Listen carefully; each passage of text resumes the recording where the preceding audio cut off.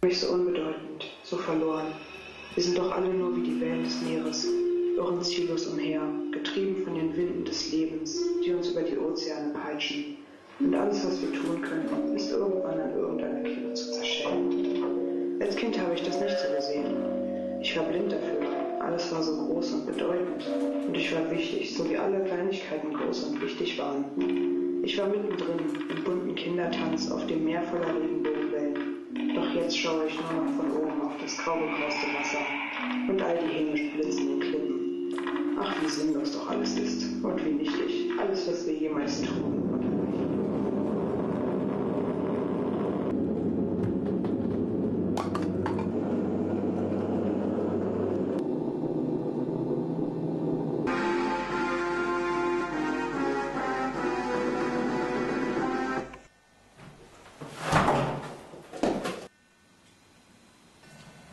Du hast 24 Stunden, um uns die besten Seiten deiner Welt zu zeigen. Wenn sie uns dann nicht gefällt, werden wir sie vernichten.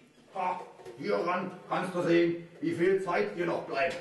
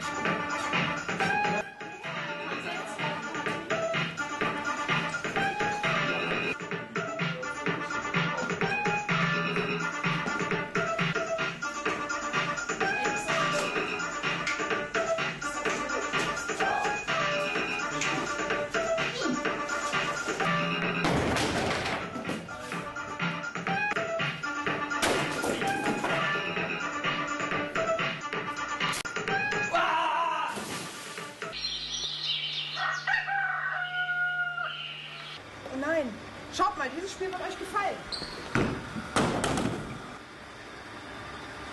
Aha.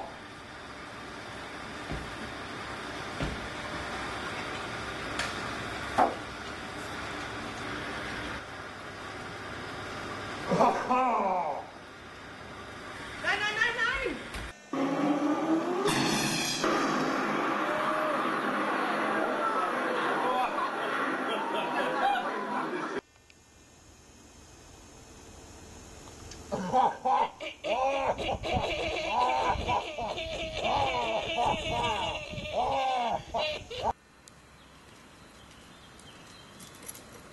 Seht mal, das ist ein Pferd. Es macht Spaß, darauf zu reiten.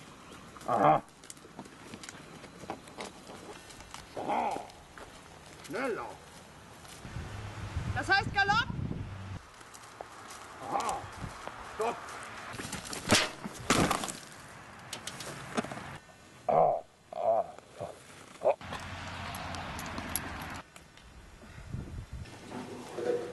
Oh mein Gott, nein, schon zu spät, nur noch 5 Minuten. Was soll ich denn jetzt machen?